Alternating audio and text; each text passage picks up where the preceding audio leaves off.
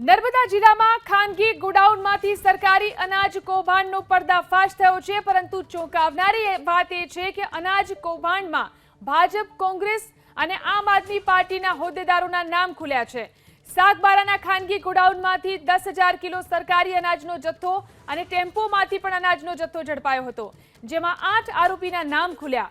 આરોપીઓમાં સુરત ભાજપનો કાર્યકર મનીષ શાહ પણ સામેલ છે, તો નર્મદા જિલ્લાનો આમ આદમી પાર્ટીનો ઉપપ્રમુખ શૈલેન્દ્રસિંહ વસાવા પણ સામેલ છે। કોંગ્રેસના આનંદ વસાવાનું પણ નામ ખુલ્યું છે। આનંદ વસાવા નર્મદા જિલ્લા પંચાયતનો પૂર્વ સભ્ય છે। આ મુદ્દે સાંસદ મનસુખ વસાવાએ પ્રતિક્રિયા આપી કે ભાજપે આરોપી કાર્યકરને સસ્પેન્ડ કર્યો છે, પરંતુ અનાજ કૌભાંડમાં ધારાસભ્ય ચૈતર વસાવા સાથે ફરનારાઓના નામ બહાર આવ્યા છે। તો સાંસદે પોલીસને અપીલ કરી છે કે ગરીબોનું અનાજ સગેવગે કરનારાઓને પોલીસે છોડવા ન જોઈએ। જે પણ મોટા નેતાઓના નામ સામે આવે છે તેમના સામે પણ કાર્યવાહી થવી જોઈએ।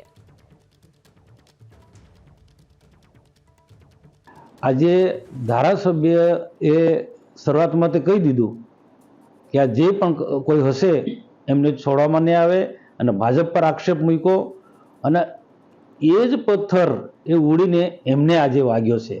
આજે જે પણ મોટા કૌભાંડકારી જે છે એમ આમ આદમી પાર્ટીના મોટા દિગ્ગજ નેતાઓ છે, અને લાખો રૂપિયાનું ઘણા સમયથી આ લોકો કૌભાંડ કરતા હતા।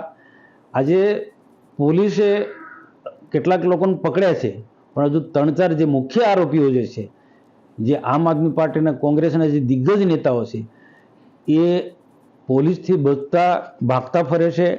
હું પોલીસને પણ અપીલ કરું છું કે પોલીસના નજર સમક્ષ કોઈ બચી ના શકે, પણ કોઈ ને કોઈ પ્રકારે પોલીસ આના પર પડદો પાડી રહી છે, મને લાગે છે। આજે એ લોકો ખુલ્લેઆમ જ એના ગામમાં રાત્રે જાય છે, જમે છે, બધાને સામાન્ય માણસને ખબર છે।